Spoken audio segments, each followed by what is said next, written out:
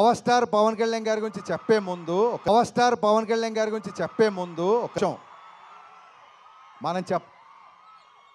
మనం మొన్న జూన్లో వెలువడ్డ ఫలితాల ద్వారా మా అందరికంటే లౌడ్గా మీరే చెప్పారు.